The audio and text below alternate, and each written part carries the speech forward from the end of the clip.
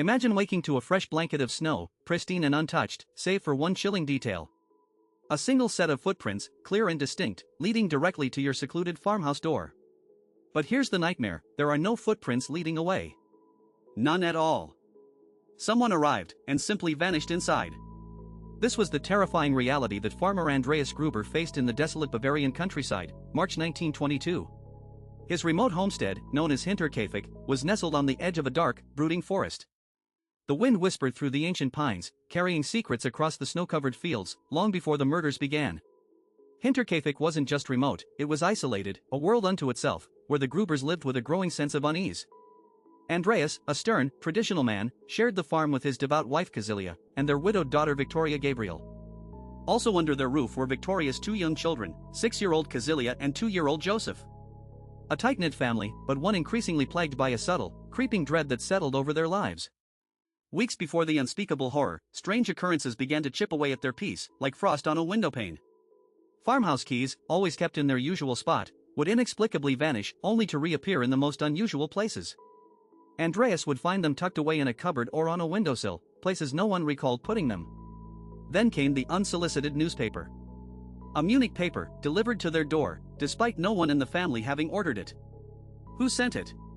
And more disturbingly, how did the delivery person find their remote farm, often shrouded in mist or snow? But the most unsettling events unfolded after dark, when the old house groaned under the weight of its secrets.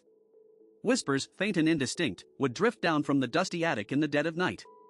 Creaking floorboards, too heavy for the wind, suggested a presence moving stealthily above their sleeping heads. Andreas, a man of logic and hard work, tried to rationalize it, attributing the sounds to the old house settling. Yet, deep down, a cold knot of fear began to tighten in his stomach, a premonition of something terrible. The previous maid, who had worked for the Grubers for months, had already fled the farm in terror months earlier. She spoke of apparitions, of unseen eyes watching her every move, of the distinct feeling that the house was profoundly haunted. Her frantic departure left the Grubers even more isolated, their growing anxiety dismissed by the skeptical villagers. Andreas confided in neighbors, sharing his unsettling tales of vanishing keys and ghostly whispers. But they merely chuckled, attributing his stories to an old man's imagination, or the isolation playing tricks on his mind. No one believed him. No one took his fears seriously. The Grubers were alone, more vulnerable than they knew. The cold grip of winter was loosening its hold, and the promise of spring offered a fleeting sense of renewal. On April 4, 1922, a new maid, Maria Baumgartner, arrived at HINTERKAIFECK, bringing with her a fresh, albeit tragically brief, presence. She had traveled from a nearby village eager for work, unaware she was walking into a meticulously laid death trap. Maria barely had time to unpack her meager belongings, to settle into her new room, before the darkness descended. That night, under a moonless sky, an unimaginable horror unfolded within the walls of HINTERKAIFECK. The brutal silence that followed was broken only by the Bavarian wind, now a mournful howl across the deserted fields. Days passed. No smoke rose from the Gruber chimney. The farm animals, usually bustling, remained eerily quiet. Mail piled up, undisturbed. Neighbors, accustomed to the Grubers' reclusive nature, eventually grew concerned. On April 4, the day Maria arrived, no one had heard from the family. By April 8, the silence was deafening. Albert Hoffner, a neighbor, decided to investigate. He walked the familiar path to HINTERKAIFECK, a sense of foreboding growing with each step. He found the farm deserted, an unsettling stillness hanging heavy in the air. The doors were locked, the windows dark. Returning with his son and another neighbor, they forced open the barn door, the wood groaning in protest. What they discovered inside would forever scar the Bavarian landscape and haunt the minds of generations. Stacked grotesquely in the hay, their bodies cruelly bludgeoned, lay Andreas and Casilia Gruber. Beside them, their daughter Victoria Gabriel, and her own 6-year-old child, young Casilia, also brutally murdered. The air was thick with the metallic tang of blood and the stench of death, a scene of unimaginable savagery. The horrifying discovery continued inside the farmhouse, each room revealing another layer of the nightmare. In her bed, the new maid, Maria Baumgartner, lay dead, her life extinguished just hours after her arrival. And in his bassinet, barely 2 years old, little Joseph, the youngest victim, had also been mercilessly killed. 6 lives, extinguished in a single, brutal act, their bodies left where they fell, a silent testament to pure evil. The murder weapon, believed to be a pickaxe, was never found, vanished with the perpetrator into the night. But the most chilling, the most incomprehensible discovery, was yet to come, turning horror into pure psychological terror. The cattle in the barn had been fed, their troughs filled with fresh hay, their udders milked with care. Meals had been eaten in the kitchen, plates cleared, the stove still warm from a recently lit fire. Someone had stayed. Someone had lived on that farm for 3 to 4 days, among the 6 corpses.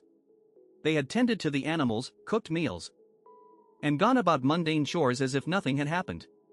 The killer, or killers, had coexisted with their victims' bodies, a macabre and unfathomable act of depravity. Why stay? Was it a calculated move to delay discovery, to buy precious time for escape? Or was it something far darker, a twisted sense of control, a perverse satisfaction in their monstrous act? The image of an unseen presence moving through the silent house, past the dead, remains utterly terrifying. The initial police investigation was chaotic, hampered by the remote location and the lack of forensic understanding of the era. The crime scene was quickly contaminated by curious villagers and investigators, crucial evidence potentially lost. Over 100 suspects were meticulously investigated, their lives dissected, motives scrutinized. A local butcher, rumored to have a grudge against Andreas, was questioned extensively, but no concrete link emerged. A jilted neighbor, a former lover of Victoria, was also a person of interest, but the trail went cold. Even Carl Gabriel, Victoria's husband, believed to have died in the trenches of World War I, was considered. Whispers persisted that he might have deserted, returned in secret, and exacted a terrible revenge. But no evidence ever placed him at HINTERKAIFECK, leaving that dark theory to linger in the air. The lack of a clear motive, the absence of any signs of forced entry, baffled investigators for decades. The brutal efficiency of the killings, coupled with the killer's subsequent residency, defied all conventional understanding. The case grew cold, a file gathering dust, the mystery of HINTERKAIFECK becoming a local legend, a terrifying cautionary tale. But the echoes of the past refused to be silenced. In 2007, modern forensic analysis was applied to the surviving evidence. A team of students from the Polizei Academy Hessen, using advanced techniques, re-examined the century-old clues. Their findings, while significant, led to a single unnamed suspect, a name that sent shivers down the spines of those involved. To protect living relatives, the files were sealed, the identity of the prime suspect forever locked away from public view. The question, however, remains, did they find the killer? And if so, why was justice never served? The farm itself was demolished in 1923, less than a year after the murders, as if to erase the horror from the land. The earth was plowed over, crops eventually grew, but the memory of HINTERKAIFECK and its dark secret refused to die. To this day, no one has ever been charged with the HINTERKAIFECK murders, leaving an open wound in the annals of true crime. The remote Bavarian farm, now just an empty field, continues to whisper its chilling question to the wind. Who lived among those 6 dead bodies for 4 days, tending livestock and eating meals, as if nothing had happened?